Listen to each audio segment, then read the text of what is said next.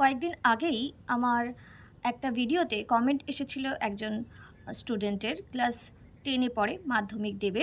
তার প্রশ্ন ছিল যে, ম্যাম, আমার সামনে মাধ্যমিক পরীক্ষা, কিন্তু ফিজিক্যাল সায়েন্সে আমার বেশ কয়েকটা অসুবিধা রয়েছে। সেই অসুবিধাগুলো কি করে সলভ করব? বাই দ্য ওয়ে, আমি কুহেলি, তোমরা দেখছো স্টেপ টু সাকসেস উইথ কুহেলি। আজকের আলোচনার বিষয় ফিজিক্যাল সায়েন্স বা ভৌতবিজ্ঞান কিভাবে পড়লে ভালো রেজাল্ট করা যাবে। এই সেম প্রশ্ন মাধ্যমিকের প্রচুর প্রচুর স্টুডেন্টের মধ্যেই রয়েছে, কারণ তোমাদের যে সাবজেক্টগুলো রয়েছে তার মধ্যে অন্যতম আরেকটি কঠিন সাবজেক্ট হচ্ছে ফিজিক্যাল সায়েন্স বা ভৌতবিজ্ঞান। প্রথমে আসি, তুমি ভৌতবিজ্ঞানটা কেন ভালোভাবে পড়তে চাইছো? তুমি শুধুমাত্র মাধ্যমিকের রেজাল্ট ভালো করার জন্য, নাকি পরবর্তী সময় তুমি সায়েন্স নিয়ে পড়তে চাও, ভৌতবিজ্ঞানটাকে ভালোবাসতে চাও? সে যাই হোক না কেন, এই রুলগুলো ফলো করলে তোমার রেজাল্ট ভালো হবেই।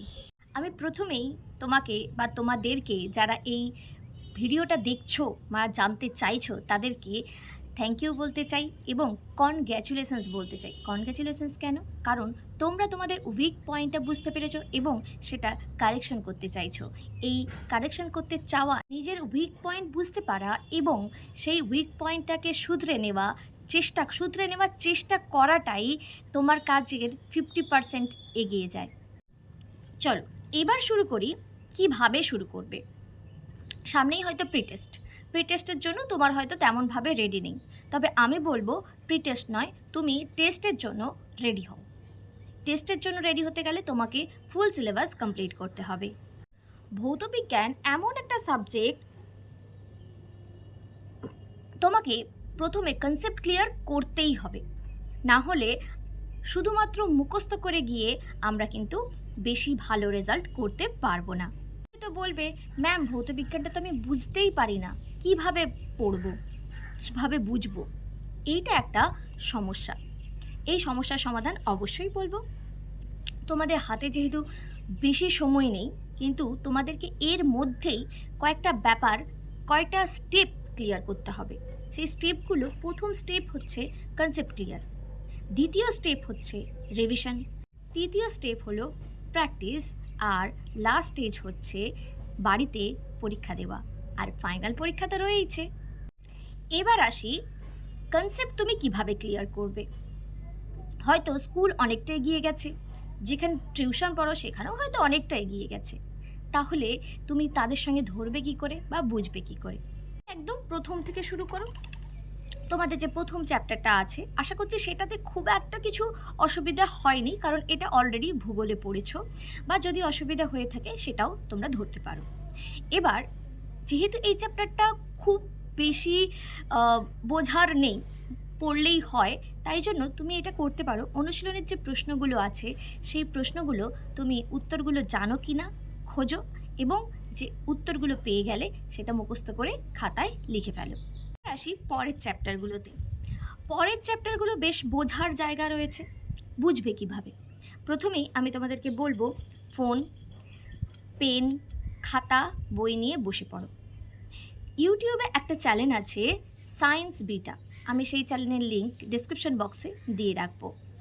এই চ্যানেলটায় স্যার খুব ভালোভাবে তোমাদের ক্লাস 10-এর চ্যাপ্টারগুলো বুঝিয়েছেন। তোমরা সেই ভিডিও অবশ্যই ভালোভাবে দেখতে পারো। ধরো সেকেন্ড চ্যাপ্টার তুমি শুরু করলে, সেই সেকেন্ড চ্যাপ্টারে প্রথম থেকে তুমি ভিডিওটা দেখবে। তো ভিডিও দেখার সময় তুমি চেষ্টা করো সেটাকে একটু স্পিড বাড়িয়ে দেখার, 1.25 বা 1.5, বা যদি 2x স্পিডেও তুমি দেখতে পছন্দ করো এবং তুমি বুঝতে পারো, সেক্ষেত্রে তুমি 2x স্পিডেও দেখতে পারো। বা যদি দেখতে অসুবিধা হয় তখন নর্মাল স্পিডে দেখো। আমি স্পিড বাড়ানোর কথা কেন বলছি? যাতে তাড়াতাড়ি ভিডিওটা দেখা হয়ে যায়। ভিডিওটা দেখো, বোঝার চেষ্টা করো। এবার খাতা নাও, বই নাও, তুমি সেটা স্যার যেটা বলছেন সেটা খাতায় নোট ডাউন করো। যেহেতু ফিজিক্যাল সায়েন্সটাই তোমার বেশি সমস্যা, তাই জন্য এটা কিভাবে করবে? ধরো সকালবেলা তোমার টিউশন শুরু হয় সকাল 7টায়, তো তোমাকে এর 2 ঘন্টা আগে ঘুম থেকে উঠে পড়তে হবে। হ্যাঁ, অবশ্যই।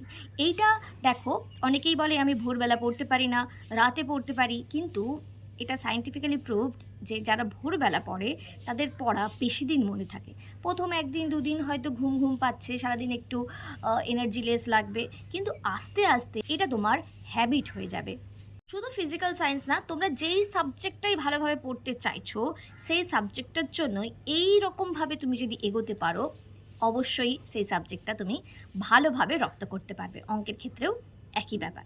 ঘন্টা আগে তো উঠলে, প্রথমে তুমি কি করবে? প্রথম 1 ঘন্টায় তুমি ফ্রেশ হবে, জল খাবে বেশি করে এবং মেডিটেশন করবে। তারপর এইটা প্রথম 1 ঘন্টার মধ্যে প্রথম আধ ঘন্টা এই কাজগুলো করবে। দ্বিতীয় আধ ঘন্টায় তুমি যেটা করবে, আজ সারাদিনে তুমি ঠিক কী করবে, কি কাজ করবে, শুধু পড়াশুনো নয়, পড়াশোনার পাশাপাশি অন্য যেটা করতে চাইছো সেটা তোমার প্যাশন ফলো করা হতে পারে বা আদার্স কিছু কাজ থাকতে পারে, অনেক ইম্পর্টেন্ট কাজও তো থেকে যায়। সেই কাজগুলো তুমি আজকে ঠিক কোনগুলো করবে সেটার একটা ছোট্ট লিস্ট করে ফেলতে হবে সেকেন্ড আধ ঘন্টায়। সাবজেক্টটাতে তোমার বেশি অসুবিধা, সেই সাবজেক্টটার জন্য তোমাকে একটু বেশি সময় রাখতে হবে, তাই না?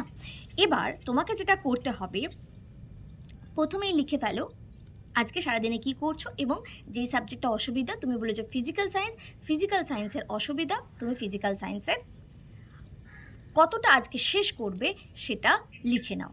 অবশ্যই তুমি যতটা পারবে ততটাই লিখবে, যে আজকে আমি 2, 3টে বা একটা চ্যাপ্টার শেষ করব, এরকম তুমি রাখতে পারো। যদিও একটা চ্যাপ্টার খুব বড় আছে, তো সেক্ষেত্রে তুমি 5টা পেজ ভেবে রাখতে পারো যে আজকে এই 5টা পেজের যতগুলো টপিক আছে এই টপিকগুলো আমি শেষ করব, এরকমভাবে লিখতে পারো। তোমার যতটা ক্ষমতা তার থেকে একটু বেশি রাখবে। এমন নয় যে আমার ক্ষমতা 5 পেজ পড়ার আর আমি রেখে দিয়েছি 10 পেজ, সেক্ষেত্রে খুব অসুবিধা হতে পারে। কি হতে পারে? তুমি যখন 10 পেজ শেষ করতে পারবে না তখন তোমার ডিপ্রেশন আসতে পারে। তাই তোমার যতটা ক্ষমতা, যদি 5 পেজ থাকে তুমি সেখানে 6 পেজ বা 7 পেজ পড়বে এবং কনসেপ্ট ক্লিয়ার করবে, সেটা লিখে রাখো। টপিকগুলোকেও লিখে রাখবে যে আজকে আমি এই টপিক শেষ করব। ফোনের আদার্স নোটিফিকেশানগুলোকে মিউট করে দাও, সেগুলো যাতে তোমাকে ডিস্টার্ব না করতে পারে। এবার আসি যে তুমি প্রথম আধ ঘন্টা, এবার প্রথম আধ ঘন্টা মানে প্রথম ঘন্টা শেষ, সেকেন্ড যে আওয়ারটা শুরু হয়েছে সেই সেকেন্ড আওয়ারের প্রথম আধ ঘন্টা, প্রথম 30 মিনিটে তুমি কি করছো আমি বলে দিই। যেখানে তুমি করবে, একটা ইউটিউব চ্যানেল খুলবে, সেটা সায়েন্স বিটা হতে পারে, বা সায়েন্স বিটাতে যেহেতু তোমাদের সিলেবাস অনুযায়ী আছে এবং স্যার খুব ভালো বোঝান, তাই ওই চ্যানেলটার কথা বললাম। এবার তুমি যেটা করবে, যদি ওখান থেকে বুঝতে না পারো, সেক্ষেত্রে তুমি যে টপিকটা পড়ছো সেই টপিকটা দেখবে তোমাদের বইতে, বাংলা ইংলিশ যেটাই থাকুক না কেন, যদি ইংলিশ থাকে ইংলিশ নামটা লিখে দিয়ে ইউটিউবে সার্চ করবে। বাংলা ভিডিও না পেলেও হিন্দি ইংলিশ ভিডিও তুমি পেয়ে যাবে এবং সেটা কনসেপ্ট ক্লিয়ার করার চেষ্টা করবে। সেটা প্রথম আধ ঘন্টায়, এবং যা বোঝাচ্ছেন, যেটা খাতায় লিখতে বলছেন, সেটা কিন্তু তুমি খাতায় লিখবে। এবার দ্বিতীয় আধ ঘন্টায় তুমি যেটা করবে, যেটা পড়লে সেটা বই থেকে পড়বে, বইতে কি আছে দেখবে, তারপর দেখবে অনুশীলনীতে ওই টপিকগুলো থেকে কি কোয়েশ্চেন আছে, সেই কোয়েশ্চেনগুলোর উত্তর তুমি বুঝতে পারছো কি না এবং প্রশ্নগুলোর উত্তর তুমি নিজে দিতে পারছো কি না। সবসময় যে প্রচুর মুখস্থ করতে হবে তা কিন্তু নয়, তুমি বুঝতে পারলেও নিজের ভাষাতে তুমি লিখতে পারবে। তাই তুমি দেখে নাও যে তোমার প্রশ্নগুলো তুমি পারছো কি না। এইটা ছিল প্রথম 1 ঘন্টার কাজ। এবার তোমার ধরো টিউশন আছে, তুমি টিউশনে চলে গেলে, বা অন্যান্য সাবজেক্টে তোমাকে পড়তে হবে, তুমি অন্যান্য সাবজেক্ট নিয়ে পড়তে শুরু করে দিলে। তারও একটা রুটিন আমার মনে হয় আগে থেকে করে রাখা ভালো। এবার টিউশন স্কুল শেষ হওয়ার পরে আমি আসছি যে আবার ধরো সন্ধেবেলা তোমার টিউশন আছে। টিউশন যদি একটু দেরিতে থাকে, আমি তোমাকে বলবো স্কুল থেকে ফিরে একটু মাঠে যাও, খেলাধুলা করো।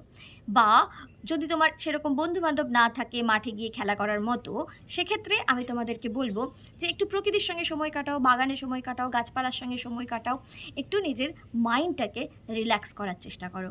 তুমি যে সকালে লিখেছিলে সেখানে আর একটা জিনিস অ্যাড করবে, যে আজকে কতটা শেষ করবে, 1 সপ্তাহে কতটা শেষ করবে এবং এই মাসে তুমি কতটা শেষ করবে।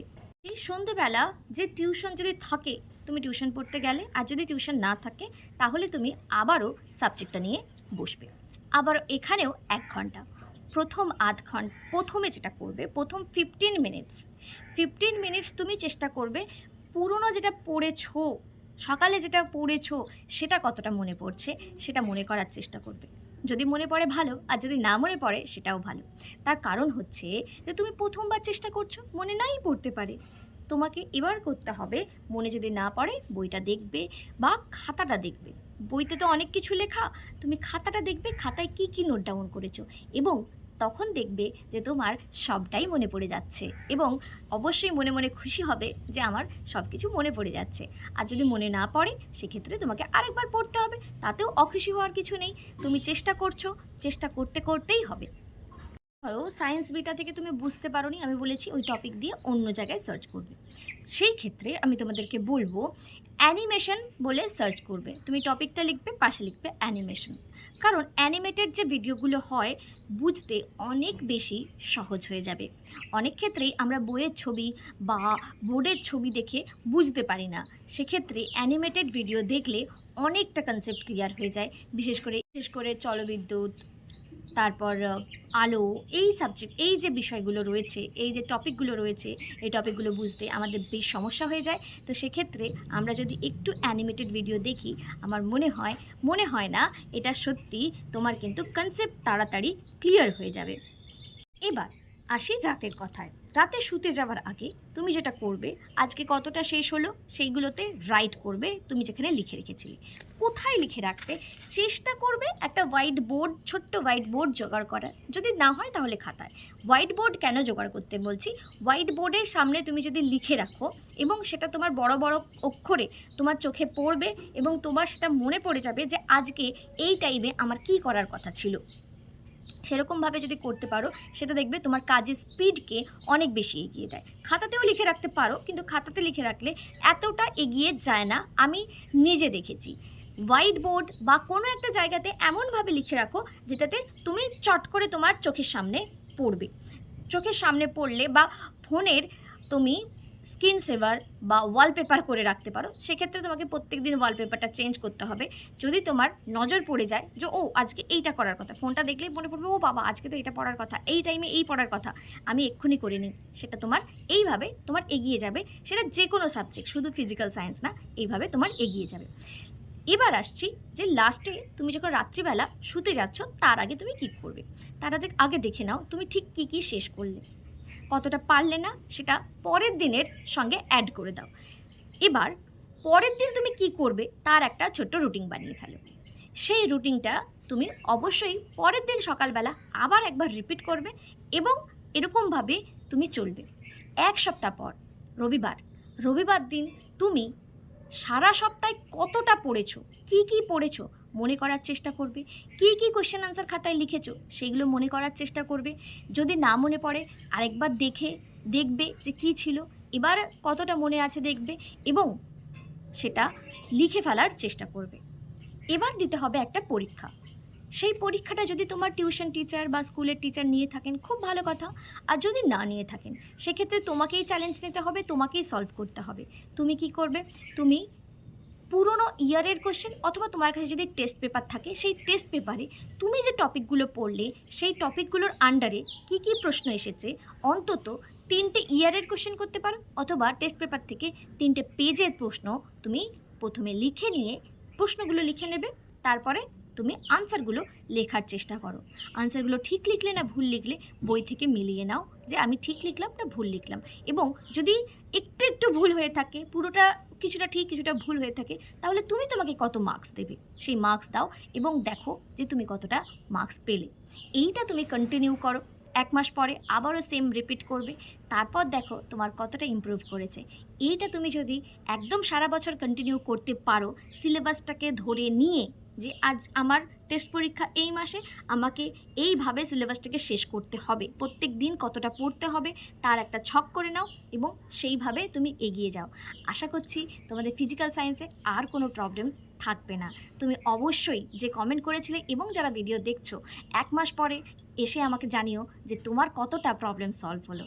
এই ভিডিও দেখার জন্য তোমাদেরকে অনেক থ্যাংক ইউ, আমাকে রিকোয়েস্ট করার জন্য তোমাকে অনেক থ্যাংক ইউ, এইভাবে আমার পাশে থাকার জন্য তোমাদেরকে অনেক থ্যাংক ইউ।